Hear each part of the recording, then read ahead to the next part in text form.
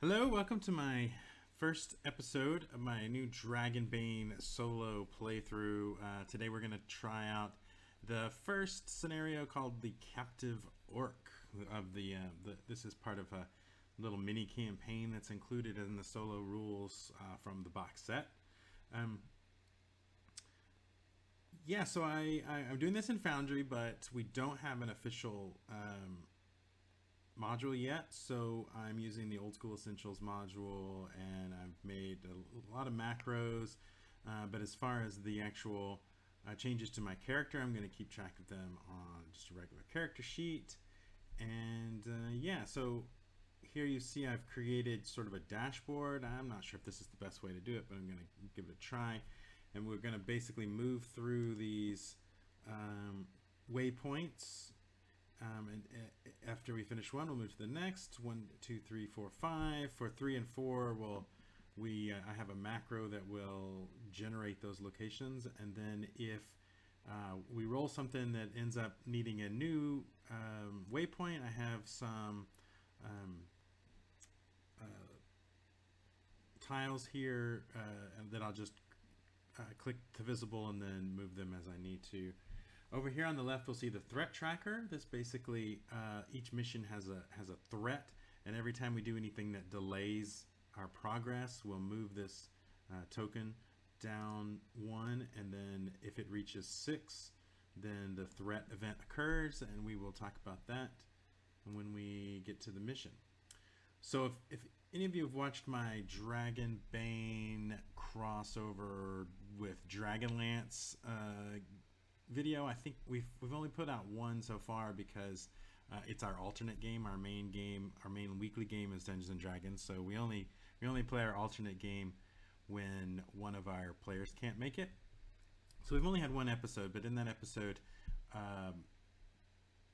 we're basically playing through the Dragonbane box set, but I'm setting it in the Dragonlance world, and I'm using some characters that are from that are introduced in the Shadow of the Dragon Queen adventure, but these adventures take place like 30 years before that, so it's sort of a prequel. So there's not really any spoilers for Shadow of the Dragon Queen, and I'm just going to go ahead and use one of those adventurers from that campaign. This is Becklin.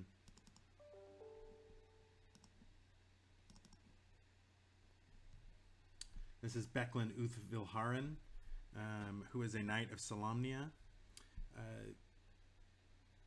She's a human knight. I've basically just created her using the Dragonbane rules, kind of inspired by her description in the Shadow of the Dragon Queen. This character sheet here is one that I've put together, just kind of cobbled together several elements from some of my favorite character sheets, mainly from Cairn, and also from the Dragonbane sheet. The only difference between this sheet and the character that I'm going to be playing is that I've used the rules suggestion to give her an extra heroic feat, and so I've given her the Army of 1 feat, which lets me take 2 turns each round as long as I'm fighting alone.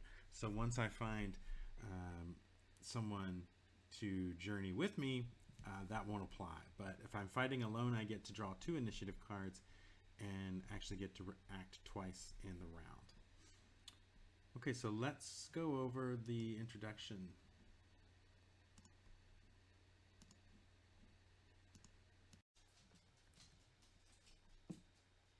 Okay, so at the end of our Dragonlance episode, the group arrived at the village of Outskirt.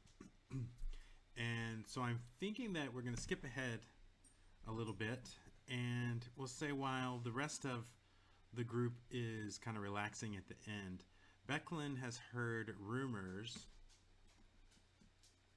of a nearby place that is called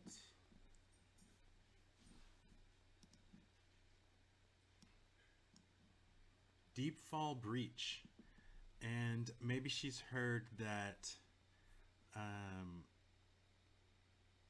that there's some people that have gone missing in the area, or maybe she's heard that there was once a Knight of Solamnia that was exploring that area and disappeared. I mean, maybe she's heard both of those things. And so for whatever reason, she has decided to set out and explore Deepfall Breach alone, which, you know, maybe she wouldn't really do that, but let's just roll with it, right?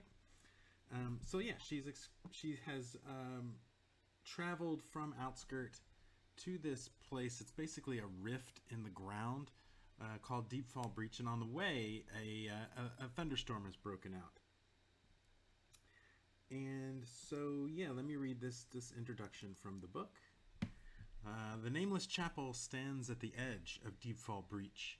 The mortared stones of the structure have stood fast against time, wind, and calamity, but its stained glass windows lie scattered in shards, and the heavy oaken doors hang loose and creaking on ancient hinges. So we've found this chapel, right? This old chapel.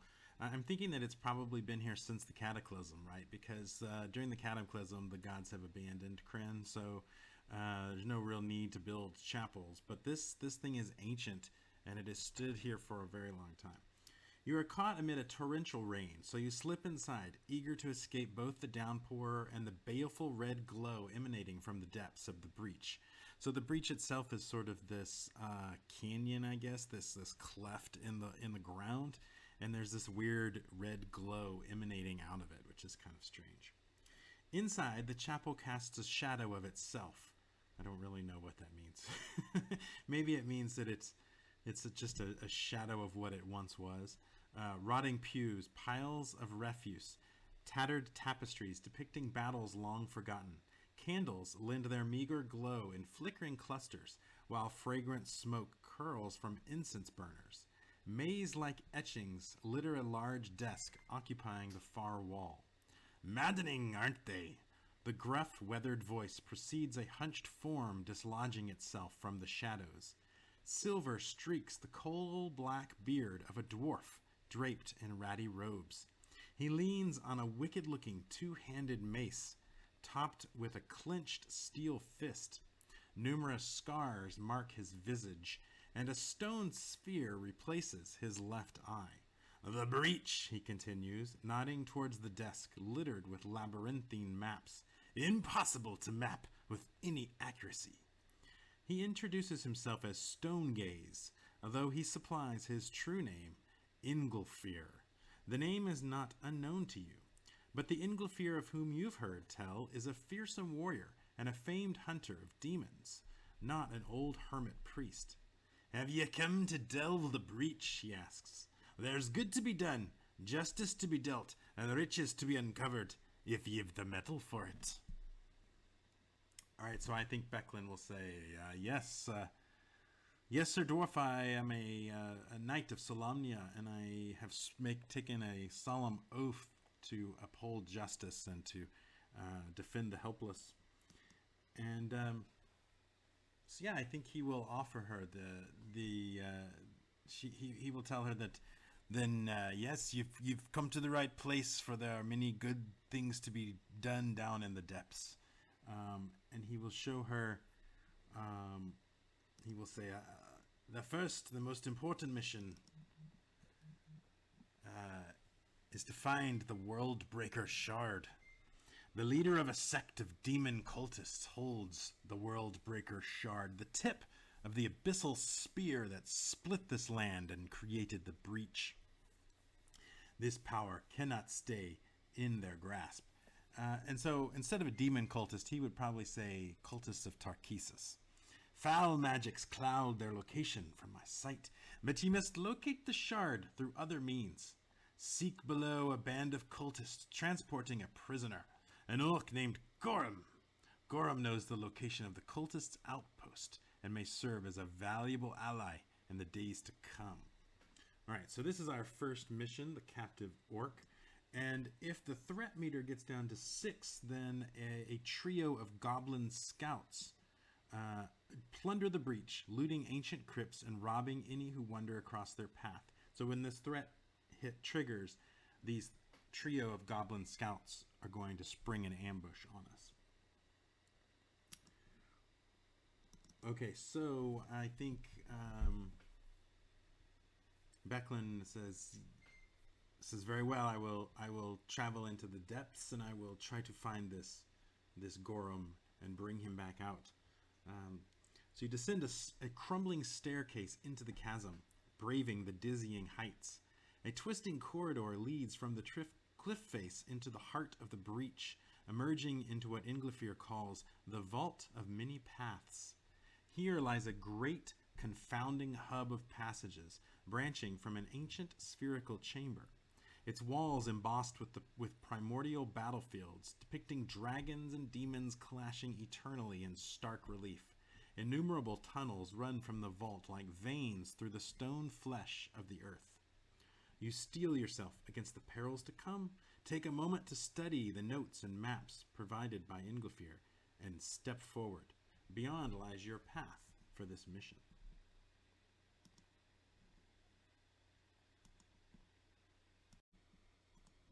So the first location is the plunging path. So we've looked at our maps. We've figured out, this passageway is where we want to go. And so we look back at our notes from Inglefir, and he says, a sloping corridor carries you into the oppressive depths of the breach. Tread softly, lest ye wake the creatures of fang and wing nesting within the cracks and hollows of this ancient passage. So we're going to probably draw our sword. We're going to heft our shield, which I believe I have a shield. Yes, I have a small shield. And we're going to look kind of fearfully up towards the top of the passage as we try to sneak our way past whatever these creatures are. Now, Becklin is not that great with sneaking. Her sneaking skill is only 6, which is, it's obviously untrained, and she has a rather... Well, she's got a decent agility, but still, that's only a 6. And not to mention, and then to add insult to injury, we are wearing plate armor, which is going to give us a bane on sneaking rolls. So, I'm going to hit this roll check extended. Our target value, in this case, is only 6, which sucks. And we have a bane. Let's roll that. Oops. Let's roll that. Oh my gosh, if we hadn't had that bane, we would have got a dragon on that roll. But instead, we failed with an 11. Now, I could try to push this, which means I would get to re-roll it. Again, I would have to take a condition. But I think the odds of rolling under a 6 with a bane is pretty bad. So I think I'm just going to not push it. So I think Becklin is doing a good job of moving stealthily, but her armor, she just can't help it. It clanks against itself, and it kind of echoes through the cavern. And sure enough, up above her, there's a rustling sound, and suddenly, down from the rafters comes a swarm of vampire bats.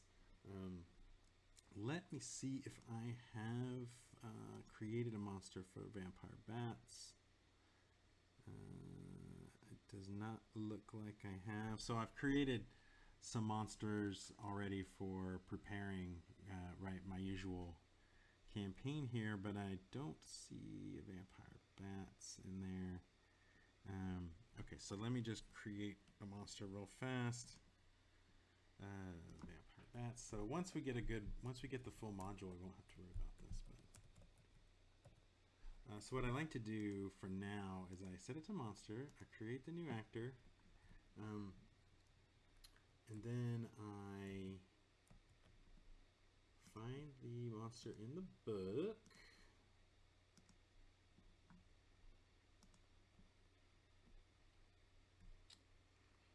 So it has a hit points of 18. So I put the hit points here.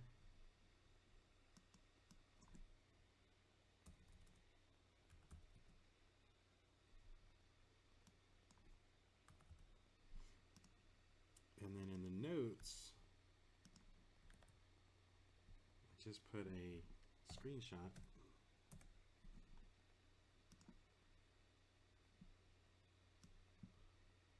The rest of the stats.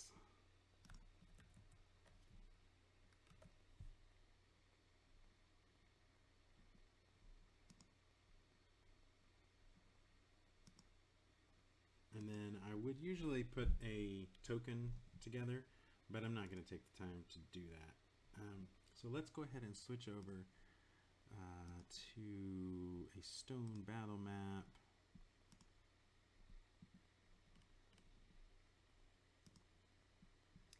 We'll throw down those vampire bats. It's a swarm of vampire bats. Then we'll put down Becklin.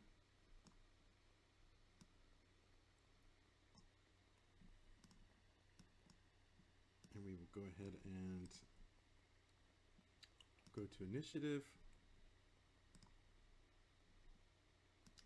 Now the bats have a ferocity of 2, so I'm going to need to duplicate them, which I think I can do here.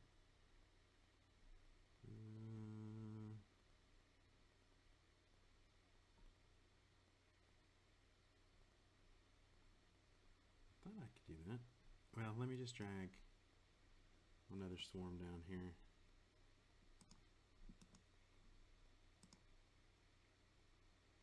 Bear with me here. We'll figure this out. And then I guess I could just drag another Becklin too, because she has an army of 1, so she should get to draw 2 cards as well.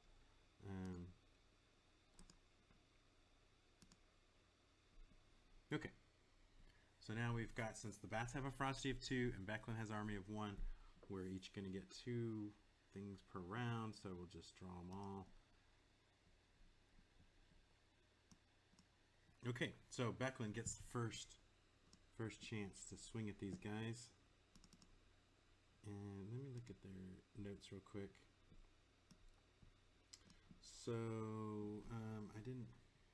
the bats attack as a swarm and therefore count as a single creature. All damage from physical weapons, even magical ones, are reduced by half, and the fire has a normal effect.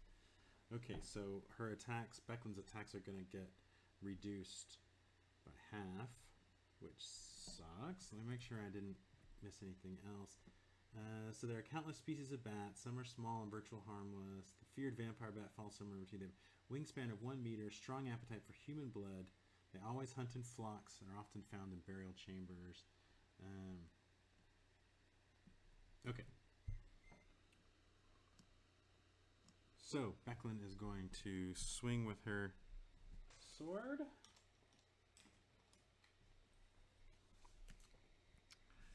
She is carrying a broadsword. She has a swords of 14.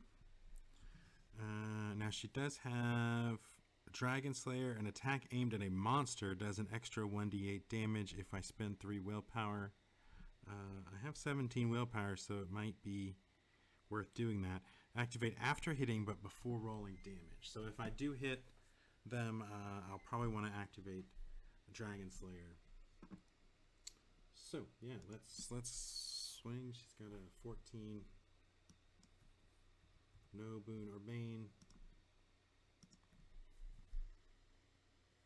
Oh, that's a miss.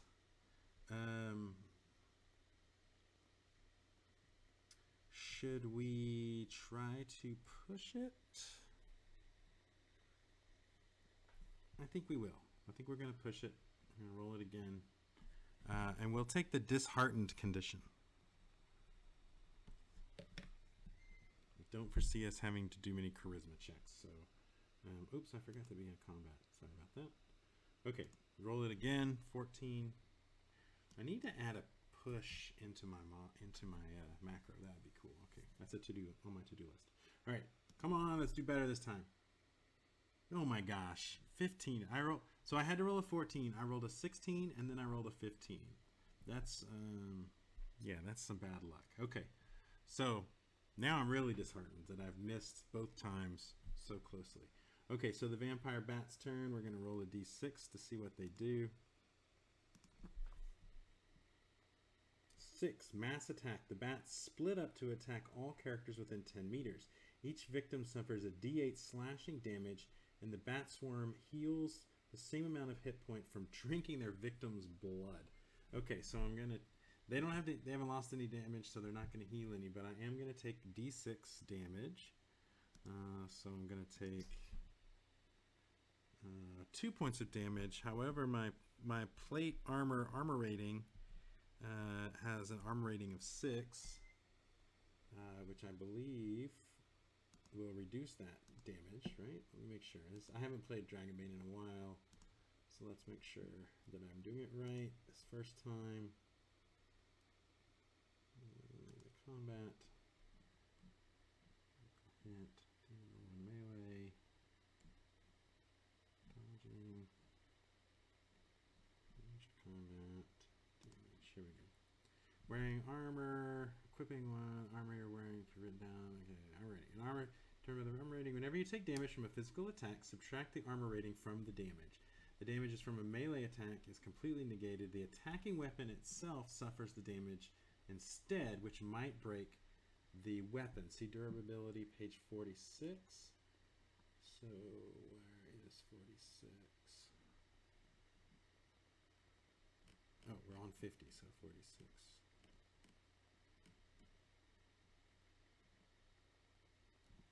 Okay, the enemy's attack hits your weapon, so you suffer no damage. However, if the damage succeeds your weapon's durability, the weapon is damaged.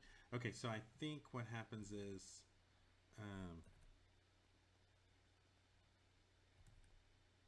my damage is I'm gonna soak that 2 damage in my armor, and because the durability, I don't. What is the durability on armor? Just so I'll remember. I probably need to. That probably needs to be on the sheet, right? Let's look at armor. Plate armor. Oh, maybe armor doesn't have a durability? Didn't I just read that it did?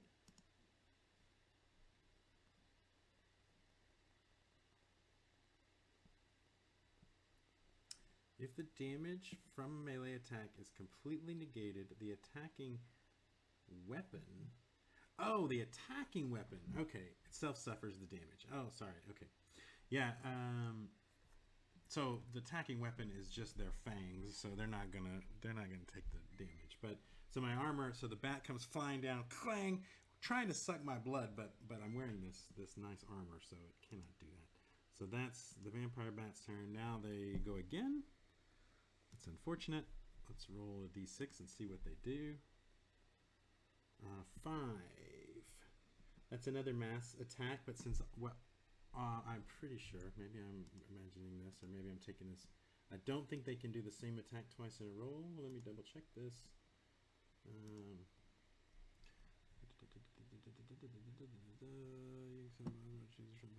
Monsters can never roll to hit.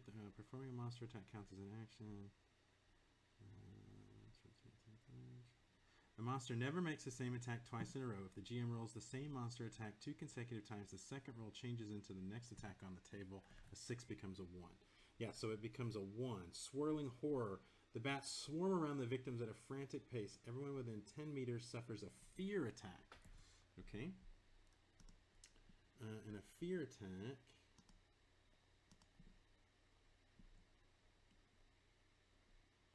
Fear attacks, when struck by a fear attack, you must immediately make a roll against willpower. The roll can be pushed, particularly frightened. If the willpower roll fails, you must roll on the fear table.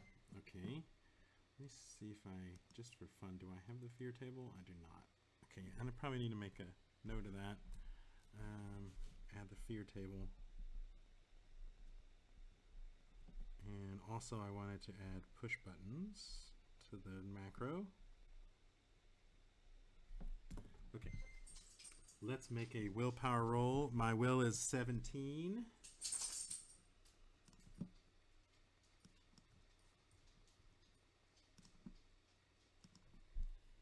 Oh, you're kidding me. What?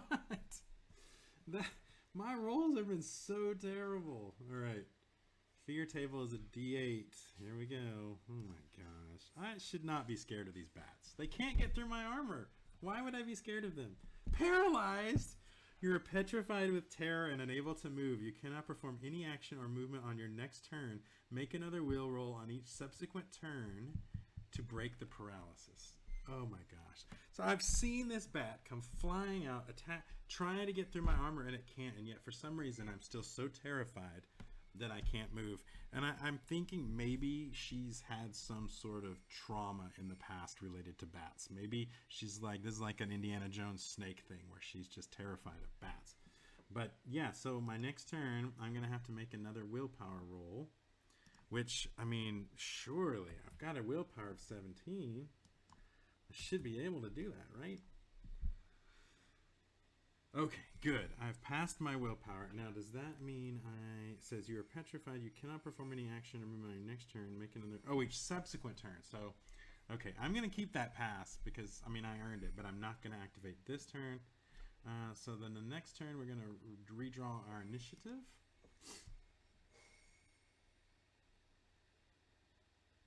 That didn't redraw. Why is this not working? Let's reset initiative. There we go. Now draw.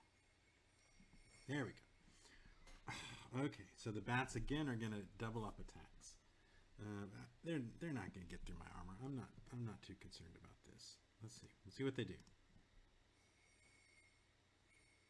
A 2. Okay, we already did that, so we move up. Collective attack. The bats launch a joint assault on the player character with the highest constitution. That's me. Uh-oh. The attack inflicts 2d6 slashing damage, and the victim suffers a fear attack, and the bat swarm heals the same amount of hit points from drinking the victim's blood. Okay, maybe I was getting a little too cocky. These bats are pretty rough. Okay, so 8 damage. But I have a 6 armor rating on my plate mail and a 2 armor rating on my helm, which means I am not going to take any damage from that. We are going to have to do a fear attack against my willpower of 17.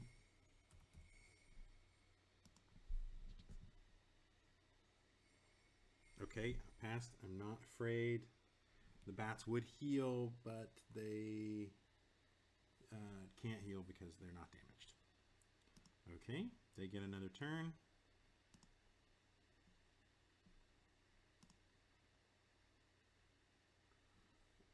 Alright, so this is another mass attack for a d8 slashing damage. Uh-oh, 7. That's still not going to go through. Actually, let me make sure that I'm playing helmet right.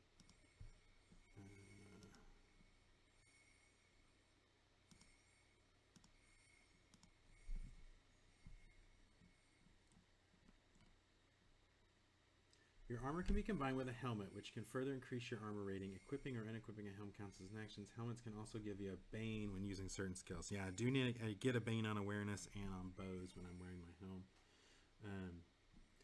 which makes me think it's a good idea maybe to take my helmet off when I'm exploring. I need to remember to do that.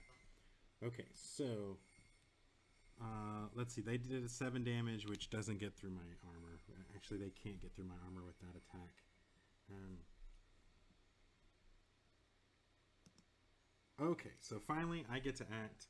Gonna do another swing with my sword, which is a 14.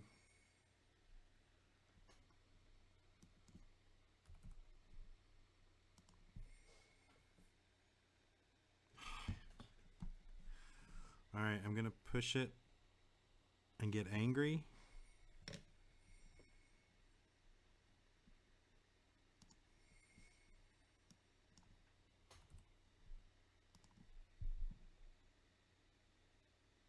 There, I finally hit him. Now I'm going to use 3 willpower points to add another d8 to this. So I have 14 willpower.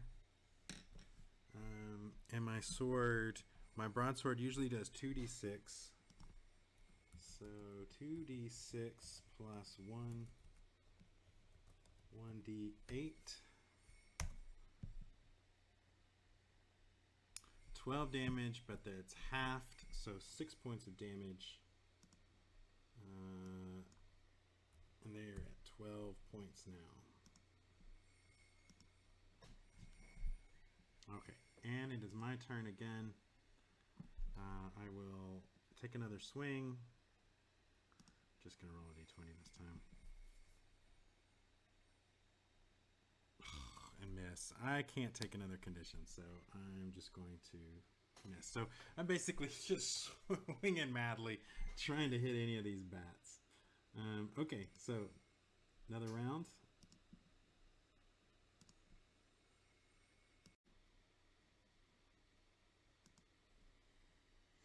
All right, these bats are beginning to tick me off. We really need to finish them off. Let's draw for initiative. Once again, of course, they drew a 1 and a 2. So once again, they're going to get to go first. See what they do. For some reason I lost my notes. There we go. Okay.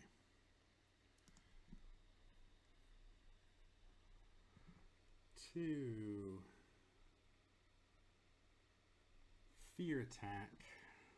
Okay. My willpower is still 17.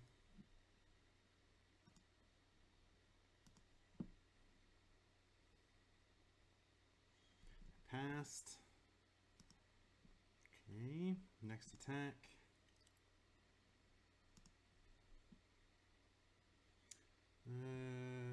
Collective attack.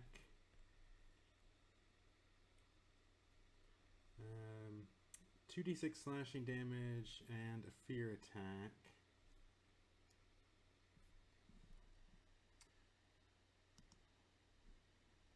Alright, I'll just take that.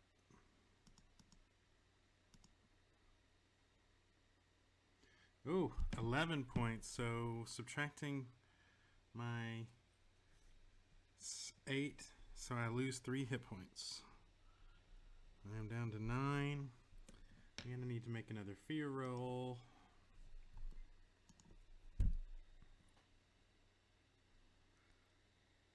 That's okay, just barely. Man, I'm rolling terribly.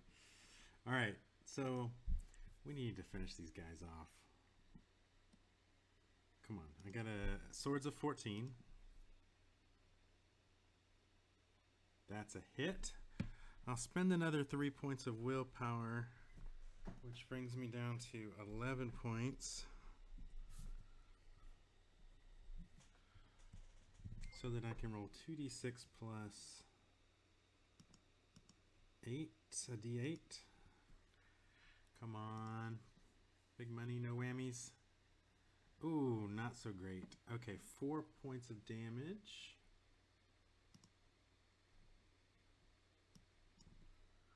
Okay, they're down to 8 hit points. Oops, didn't mean to do that. Okay, that was my first attack. Second attack. Rolling against a 14. That's a hit. Do I want to spend another? Yeah, I might as well. Spend another. That puts me down to 8 willpower points. But I get another 2d6 plus d8. 11. Okay, they're down to 3 points. All right, I've got them on the ropes. Let's reset initiative. Okay, so they get to go first. I think they've gotten to go first every single round. Okay, now that's weird. Why did it put both of mine at 4? I shouldn't be able to draw 4 twice. That's making me think that this initiative system is not actually working. Oh well, I'll worry about it later. 3. Let's see. That's what they did last time. So they're going to move up to mass attack, a d8 slashing damage, and they heal that many points. Oh shoot, I forgot to... well, I think I forgot a healing, but I'm going to let it slide. Alright, a d8 on me. Actually, do I want to try to dodge? No, I'll take it. 6. Okay, that doesn't get through my armor, so I don't think they heal anything. Each victim suffers 2d8, and the bat swarm heals the same amount of hit points from drinking their victim's blood. I don't think you can drink blood when through armor, so I'm not going to give them that healing back.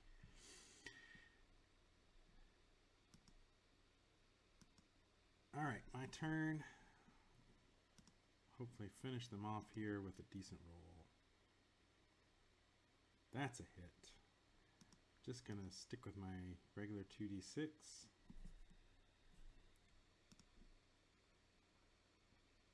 Ooh, nice. 12 points. Half of that is 6 points damage, which is enough to kill them. So finally knock the last bat out of the air, and if there's any left, they take off in fear.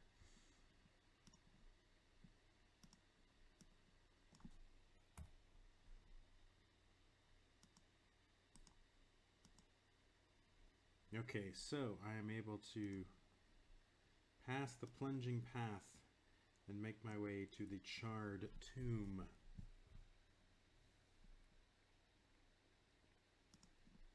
Which I put that on the wrong one.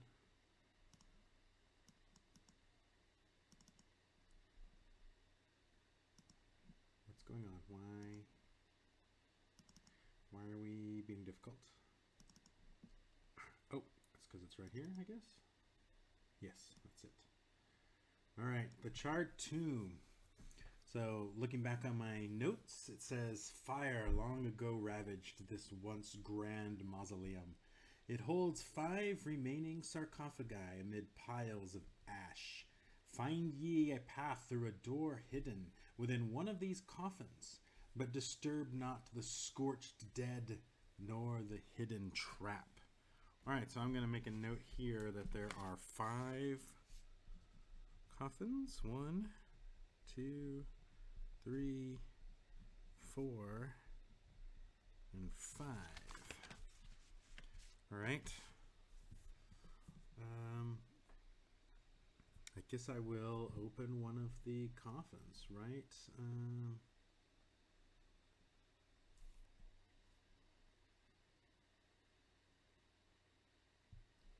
So if there are 5 of them, then there's a 20% chance that the one I open is the right one. So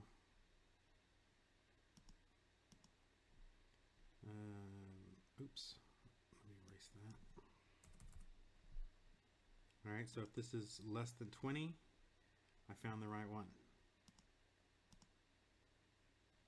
Wait, what is it doing? Hold on, just a minute.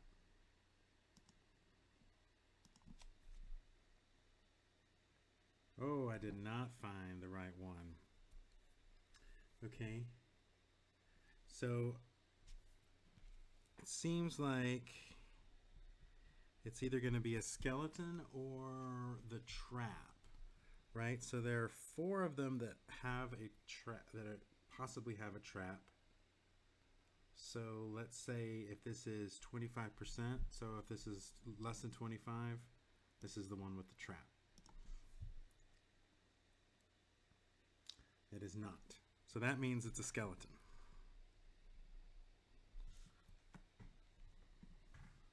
So we'll switch back over to the skeleton. To the stone.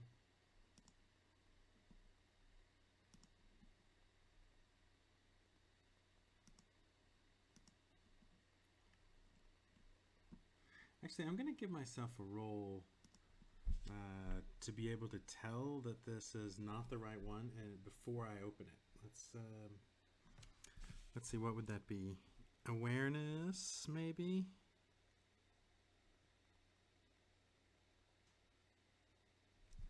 Or spot hidden?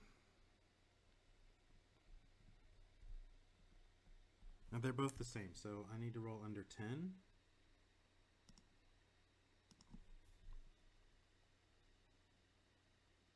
And I didn't get it. Okay.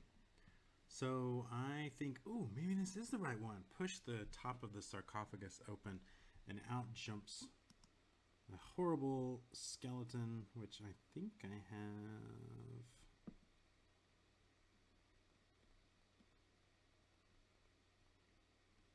Guess I do not have a skeleton. I thought I did. All right, well, let me create another monster here.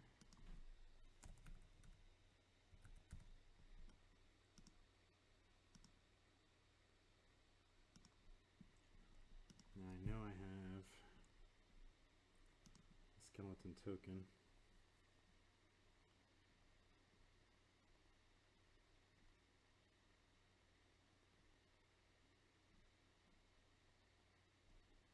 There's a mummy. That's close enough.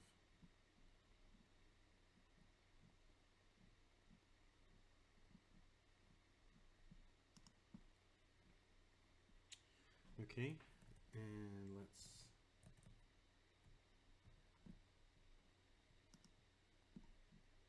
find the skeleton.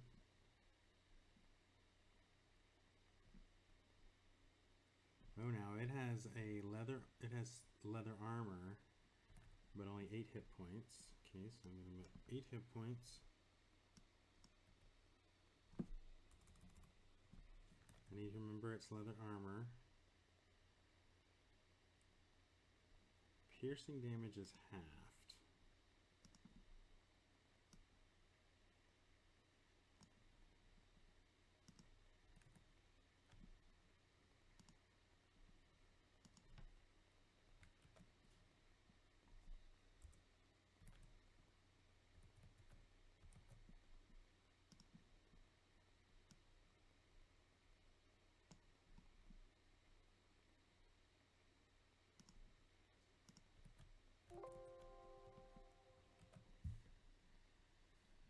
Alright, so they do not count as monsters.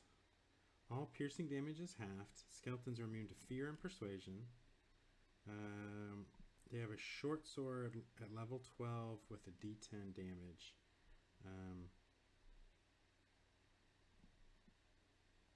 Alright.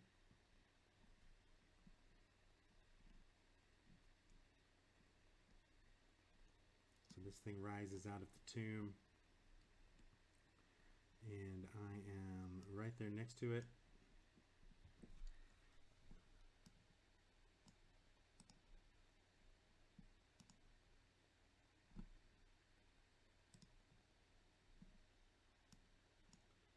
I'm gonna do reset initiative, draw for everyone.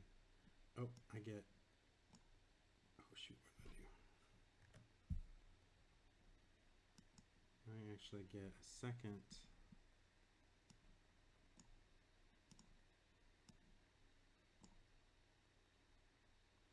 Dang it. This is what I'm trying to do.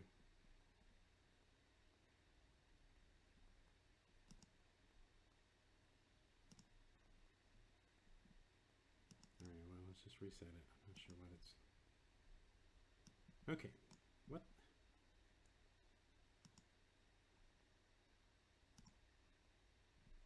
There. Okay. Phew. I'll get better at this. Okay, so skeleton rises out of the coffin, and I'm going to immediately try to smack it back down. 14.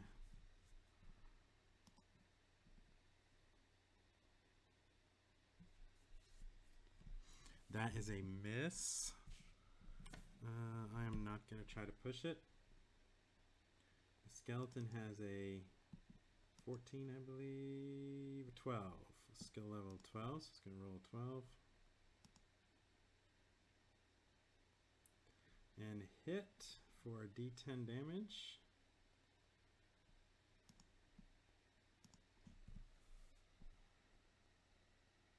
Five points, which does not get through my armor. So it lunges forward with its sword, doesn't get through my armor. Now it is my turn. I will swing back at it.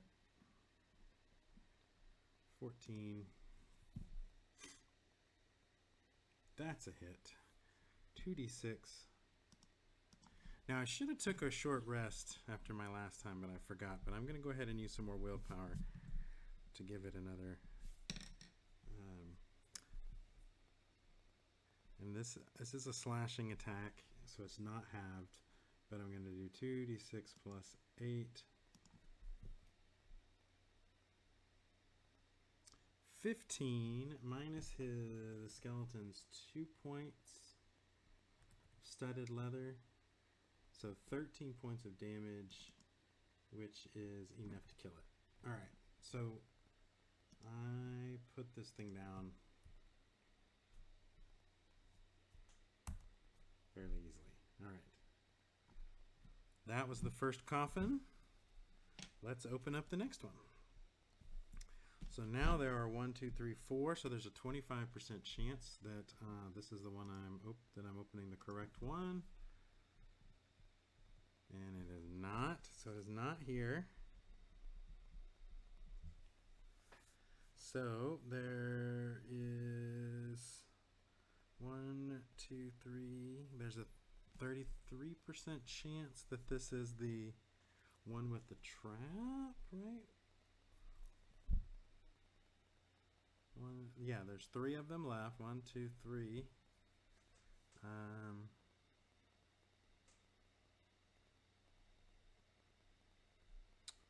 So let's see if this is the one with the trap.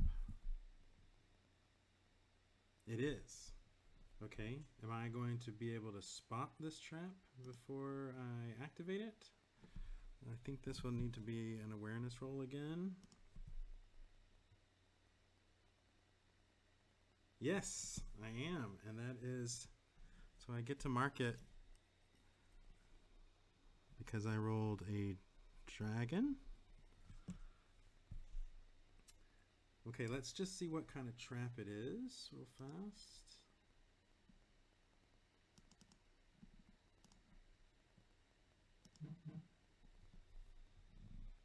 Unleashed foe. Wow, okay. Well, I am going to say that I noticed I was able to spot with my dragon roll, was able to spot the latch that basically unleashed whatever this spirit is that's in this trap, and I don't set it off. So we are going to move on now to the next one. So there's 1, 2, 3. So there's a 33% chance that this is the correct one. So we'll roll it.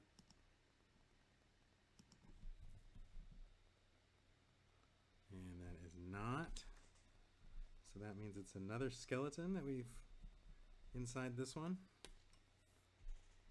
And let's see if I can spot it in time to not activate, to not let it out. I do. Excellent.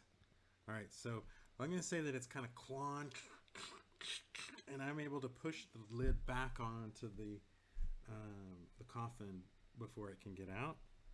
So now there's a 50% chance that this is the correct. Oh, and it is not. Okay. So of course, it is the very last coffin. Did I do that right? Yeah, 50% chance. Yeah. Okay. Well, so can I do it again? Can I stop the skeleton from coming back out? Coming out? I can. All right. I know what's happening this time. And I stop it. And then I push the lid off the final casket. And sure enough, there is a passageway down. And I head downward into the unknown. All right, before I follow this path downward, I'm going to take a stretch rest, which is a short rest. And so I get to heal 1d6 hit points.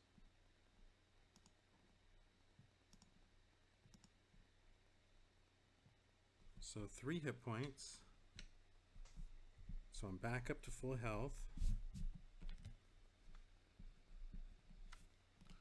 And then I also get to heal 1d6 willpower points.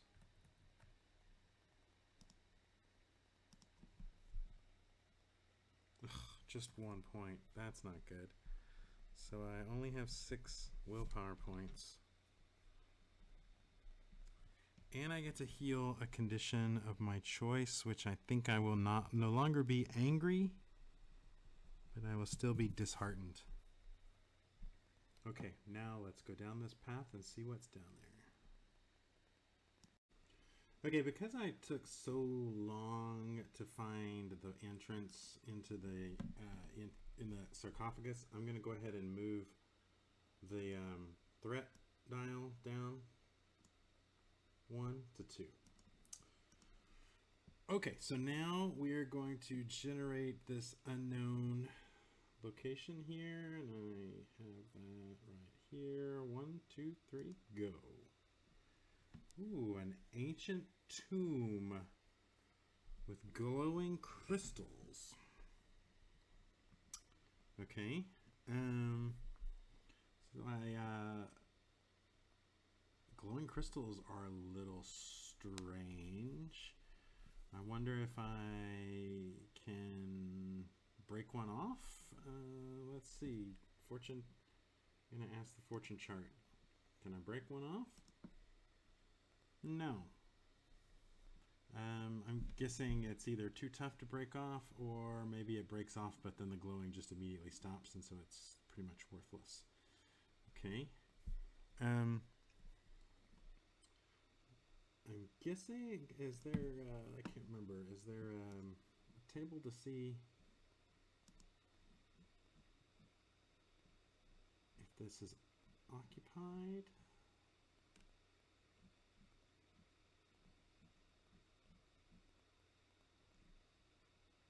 Okay, there is an inhabitants chart, but it's assuming that it is occupied. Let me see what do the rules say. Choose a rule to add details to a mission, learn the nature of an inhabited waypoint, or reveal a surprise encounter. Okay.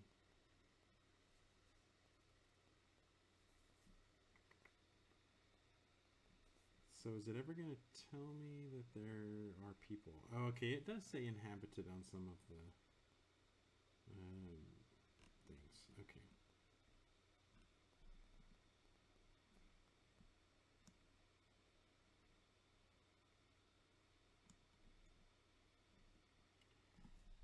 I guess I could ask the fortune chart if it's inhabited.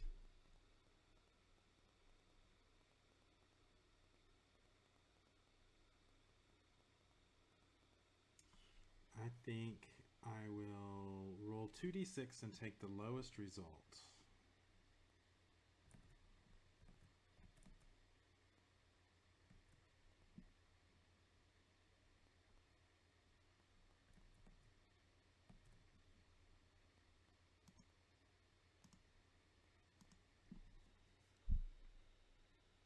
So a 4 is the lowest result, and a 4 is yes. So I think this crystal room is inhabited. So let's roll on the inhabitants table.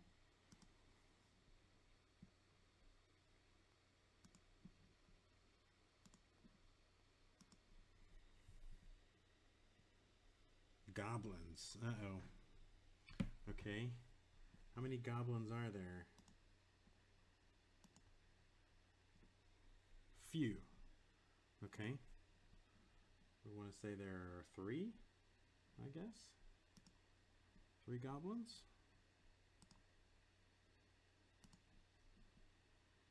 So I don't think the intention of this game is to have combat all the time in every room. So I might not roll an inhabitants on the next room unless it actually says it. But for now, let's fight some goblins. First of all, let's ask, have the goblins seen me? No, they haven't. Okay. Well, that seems like it gives me the chance to either ambush them or sneak past them. But of course, I'm terrible at sneaking. We've already established that.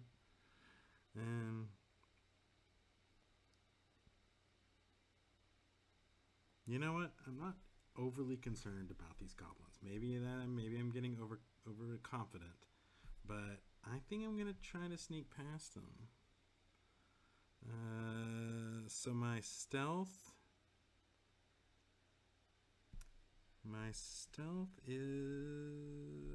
sneaking is a 6. This is bad, and I have a bane because of my armor.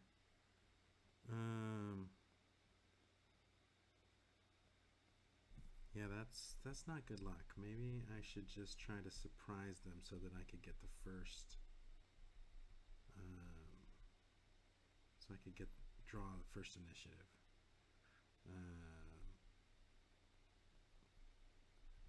Nah, let's try it. Okay, so I have 6 with a Bane. Oh, look at that. Sweet. All right. So somehow I'm able, maybe they're kind of arguing, or maybe some of them are sleeping. That might be more likely. And I'm able to sneak past them down the corridor to the next location. Now that does mean I should probably make a note here. Let's say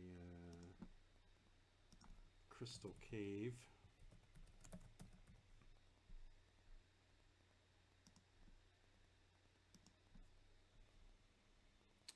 And now this was a ancient tomb.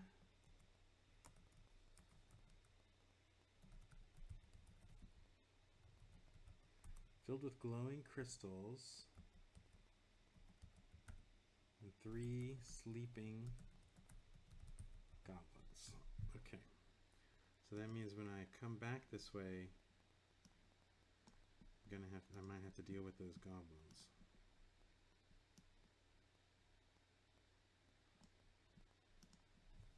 And actually, to remind myself that, I think I will drop a goblin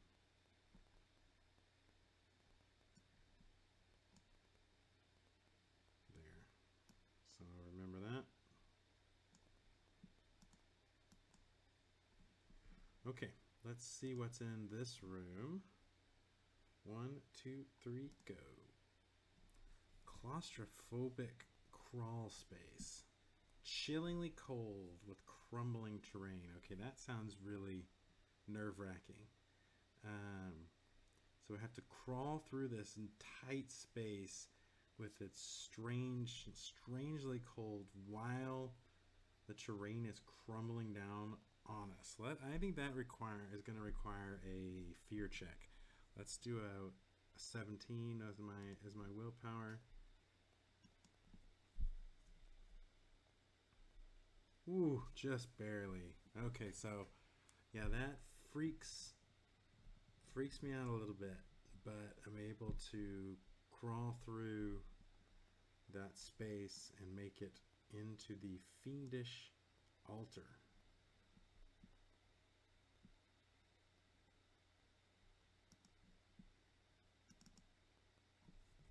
The cultists take refuge here with their prisoner. My sight cannot glean their aims, but the blood-stained altar at the center of this chamber has seen countless deaths at the hands of those seeking parley with demonic forces. But I sense fear, hesitation in these cultists. They'll not die needlessly for their cause, I suspect. Free Gorham from their clutches. Okay, so yeah, let's set up this encounter. There's going to be some cultists, an altar, and Gorham himself as a prisoner. Okay, it all comes down to this. We have discovered the altar that these cultists are about to sacrifice Gorham onto. First of all, I have some questions. How many cultists are there? Numerous. Okay. Maybe like 5, I guess. Is Gorham conscious, or has he been knocked unconscious? Is he conscious? No. Okay.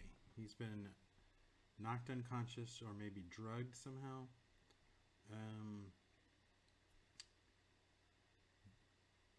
Are they aware of me? Have they noticed me? No. Okay, good. Okay. Well, let's sketch out the scene here.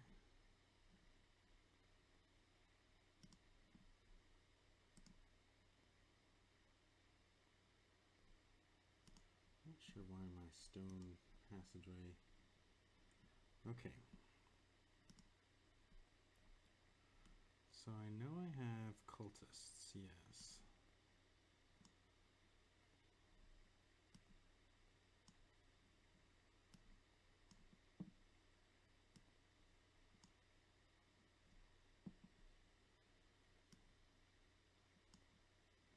Okay. Say I'm back here. And then let's grab an orc.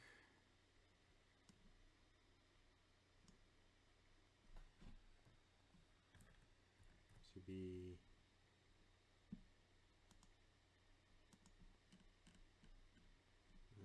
what's his name? Goran? Gorm.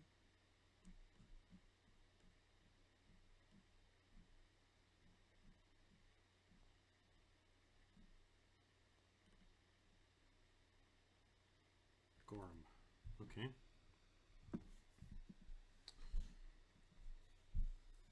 Yeah, so Becklin doesn't have a whole lot of. She doesn't have a whole lot of subtlety, right? She's mainly a rush in there and start bashing people.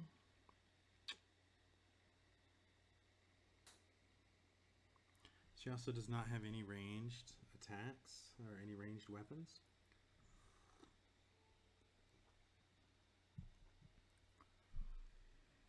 So I'm thinking that she might just want to take the surprise.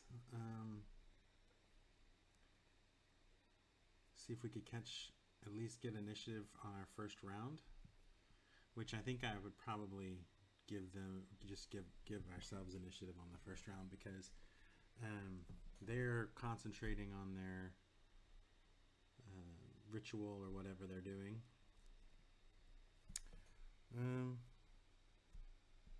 Yeah, I think this is going to be a tough fight.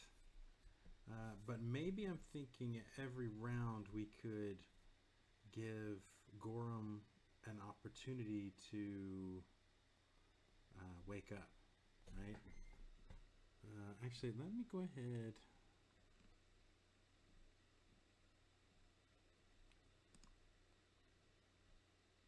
I'm going to make Gorham an actual thing here.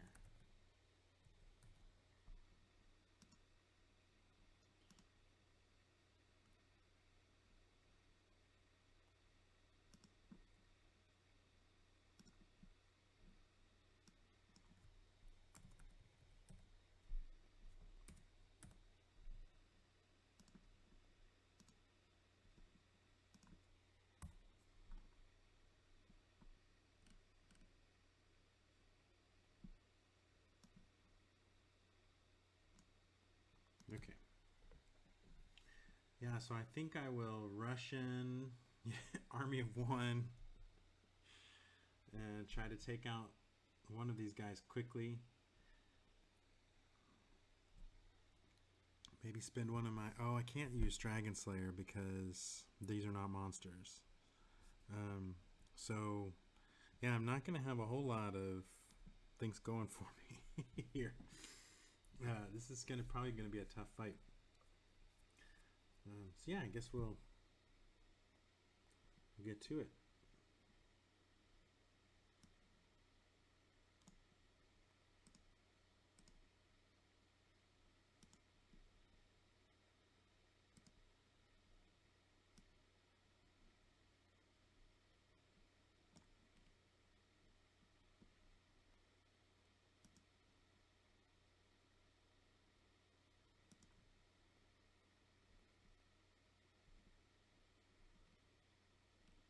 Okay. Well, it looks like I won initiative outright, so that's good. All right, let's get started.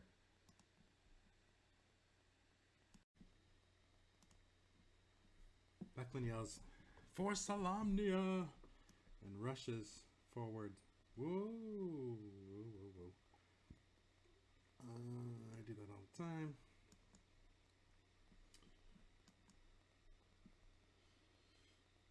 So she can move 6 spaces. Okay, yeah, that's enough to get to this one. And she'll take a swing on this guy with her broadsword. That's a hit. 2d6 damage.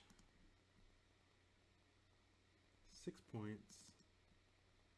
This cultist has no armor and 12 points.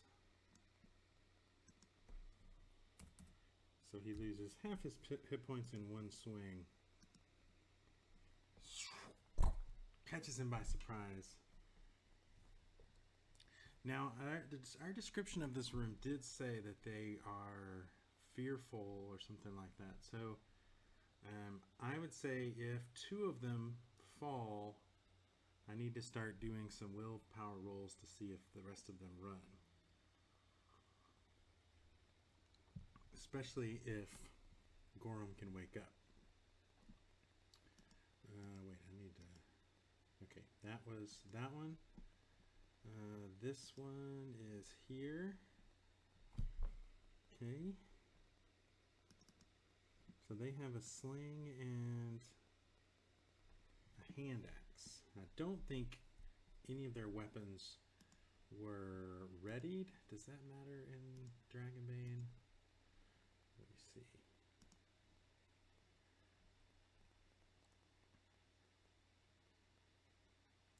So equip, unequip, armor, helmet. No, first aid, rally, breakdown door.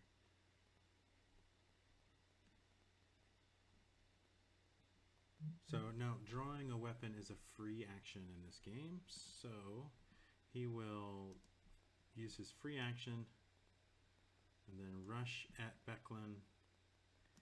And he will swing. He has a skill level of 14 and a damage of 2d6. That's nothing to sneeze at right there. So he will take a swing and hit. Now I could use my next action to parry with my shield.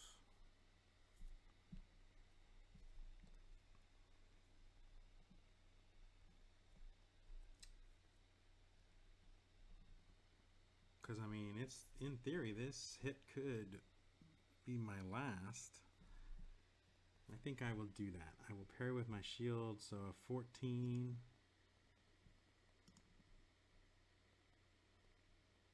Oh, that's awesome. That's a dragon. So a dragon on a parry, I think lets me immediately make another attack. Let me make sure of that.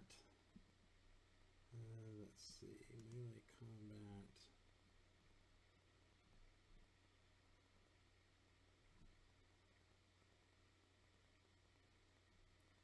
Parrying, okay. Parrying is a reaction. Rolling a dragon while parrying. If you roll a dragon, you immediately perform a counterattack on your opponent, an automatic hit with your weapon that cannot be dodged or parried. This does not apply if the attacker rolled a dragon as well. Okay, so not only do I block it with my shield, but I smack him with my sword at the same time. So 2d6. 8 points of damage on this guy. That was a lucky roll. He is down to 4 hit points. Okay. That is that guy.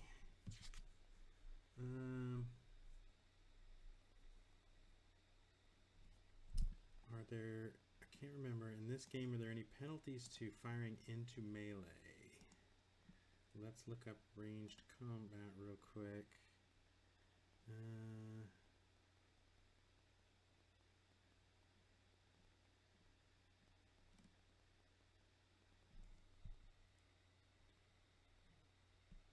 So you get a Bane if your target is partially obscured.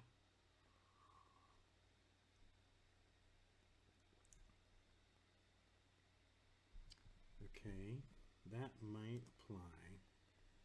I think it does. Okay, so this guy's going to draw his sling, start slinging, and he's going to shoot at me, but he has a Bane because his buddy is kind of in the way. His skill level is 14, a D8, so he needs to, I'm just going to go here. Oop, oop, oop, wrong one. Here. He has a 14 and a Bane. That is a miss. Okay. Now this one is that one over there. I think he will kind of move to the side, draw his sling, and do the same thing. So 14 with a Bane. Oh, that's a fail with a demon. Now demon roll in ranged combat. I just saw that. If you roll a demon when performing ranged attack, you miss your target, cannot push your roll. You may suffer an additional mishap roll on the D6. Okay. 1. You drop your weapon at your feet, picking it up as an action. So when he was readying his sling, he did something, got it mixed up. He tries to go sling, and the sling just falls out of his hand. All right, so this battle is looking good so far, but we all know it can turn, blink of an eye.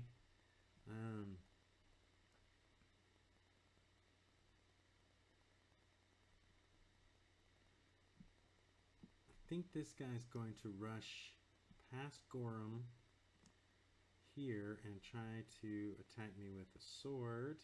So he's got a 14.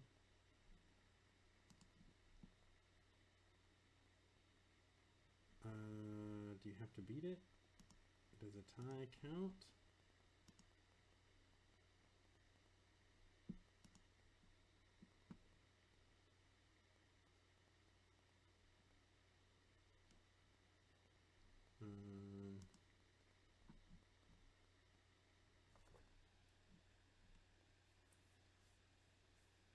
A result that is lower than or equal to your skill level means that your action succeeds. So that is a hit.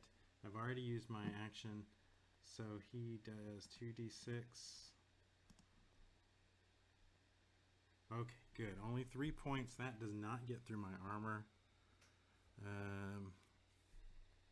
And actually, that means that his weapon takes the damage instead, right?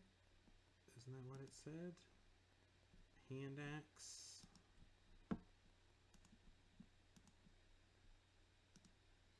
Look up armor again. Okay. If the damage from a melee attack is completely negated, the attacking weapon itself suffers the damage instead, which might break the weapon. So I don't think it will, because I'm sure a hand axe has, let's see, gear, weapons.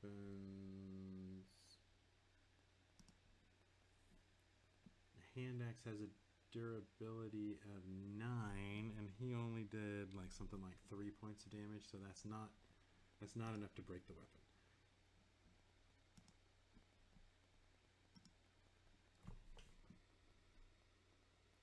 Okay, I already used this action with my parry, so now it is this guy's turn. He's going to take a swing. He's at 14.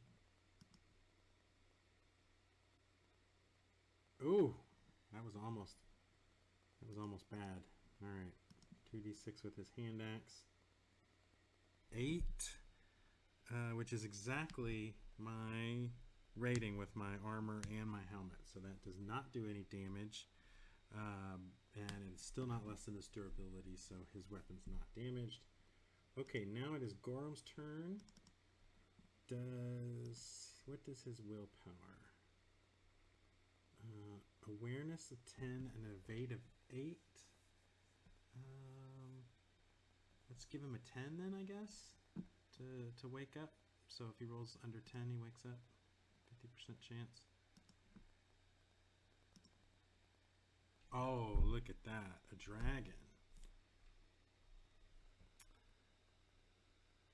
Now that reminds me, I rolled a dragon, didn't I?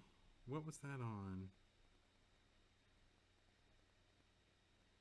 That was on parrying, right? I think I'm going to give myself a check on my swords. I think that's what that would count towards. Okay, so Gorum is awake. Now I don't think he has any weapons. Why don't we say his weapons are stashed somewhere? But yeah, I'm not going to let him act this turn. But he wakes up groggily. He recognizes the cultists who captured him. He doesn't recognize me, of course, but I mean, an enemy of your enemy, right? That's your buddy. So, all right, so that's the end of round 1. I'm going to reset the initiative and draw them all again. Hey, look at that. I drew good again. So I am going to swing at this guy. I have a 14. That's a hit. 2d6. Woo! 11 points. This guy only had 6. That is going to decapitate him. So he is done. Oops, why is it not? Okay. Now this guy right there, he's going to attack me with his hand axe. He has a 14. That's a hit. 2d6. 8 points. Still doesn't get through my armor. Man, armor is super powerful in this game.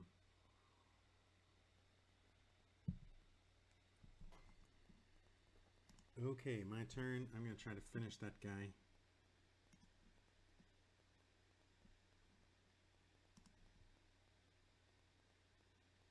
Oh, that's a fail. I'm going to push it. I'm going to get angry again. You don't like me when I'm angry.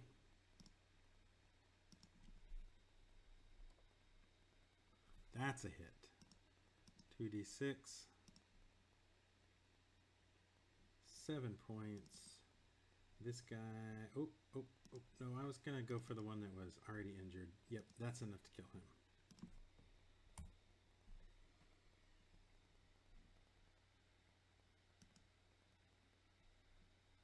Alright, it's this guy's turn. He will fire his sling at me again. No bane this time.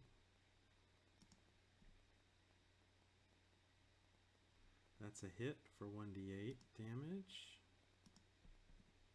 He can't get through my armor. Yep, nope.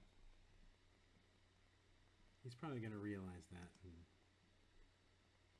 Okay, so this guy dropped his sling, so he will draw his axe and rush in. They haven't noticed that Gorm is awake. So he will swing.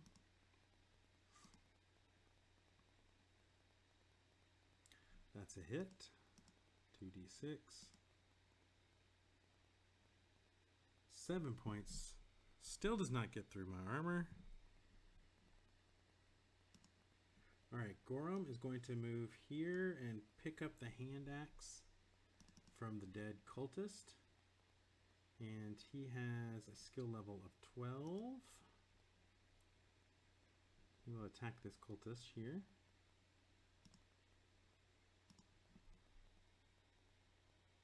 And that's a miss. Alright, that's it for round 2. We'll reset the initiative. Redraw. Okay. This cultist. Okay, now I think I said if 2 of the cultists were going to die, then I would give him a willpower. I definitely want to give this guy a willpower roll, because he has a chance to run away. These 2 guys are kind of stuck in it already. So I think he's going to swing at Gorum.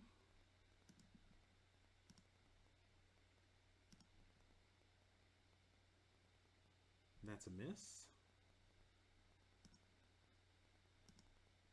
Alright, my turn. I think I'll swing at this guy here, this guy at the bottom.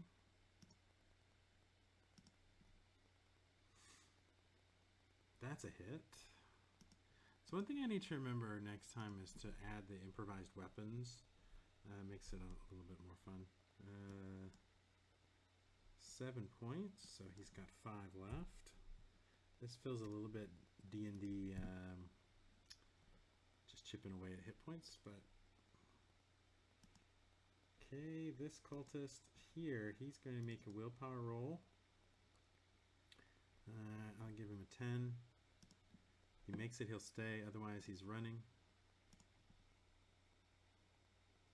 Oh no, he's running. So he bolts.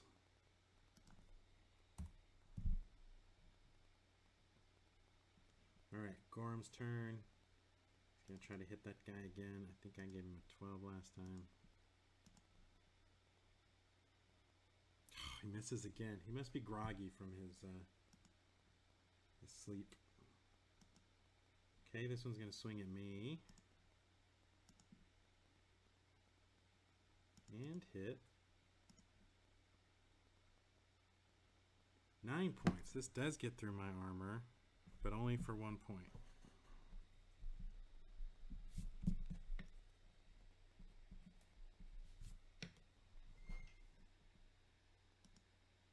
Alright, my turn. Trying to finish this guy again. Ooh, that's a miss. I think I'm going to take another condition and take sickly. So now I'm angry, disheartened, and sickly, but I get to push it and hit. That's better. 2d6. 7 points, which is enough to kill this guy.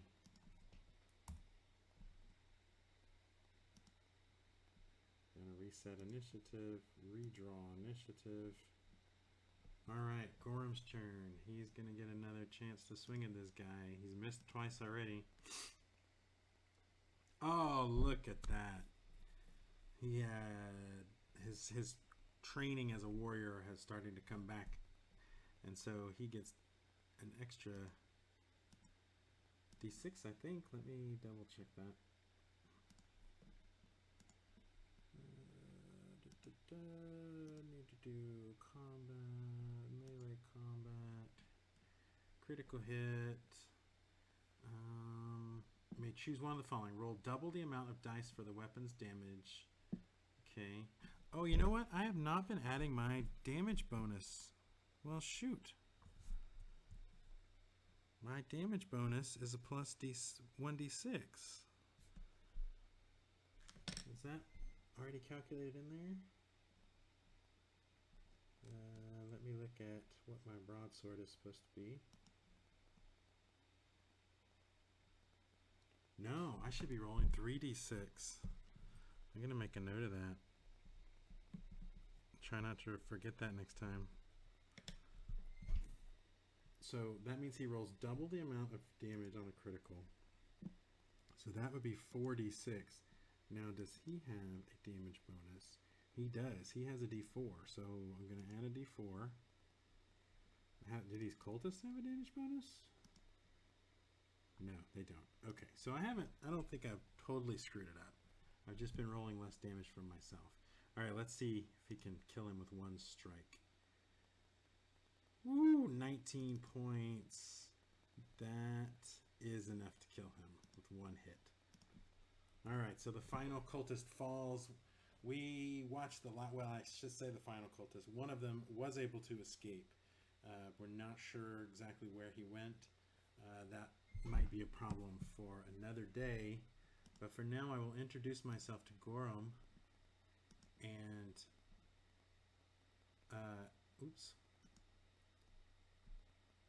tell him that I've been searching for him. I've been sent by Stone Eye and to find you and to rescue you so that you can lead me to the cultist's lair so we can try to find this spear, this item that we need to keep out of the hands of these cultists. So with that, I think we have successfully completed our first mission, the Captive Orc. So we'll return back to the chapel and prepare for our next mission. So thanks for joining me. Yeah, I'm sure I did stuff wrong. So yeah, if you spot some stuff, be sure to put it in the comments. Let me know, and I'll try to fix it next time. If you have any ideas on how I could do things better, or how I could improve my macros or whatever, yeah, let me know that too. I can't wait till the official module for Foundry is out. I think that will make everything a whole lot smoother and it'd be even more fun. But yeah, I enjoyed that, and I hope to play another mission soon. Thanks.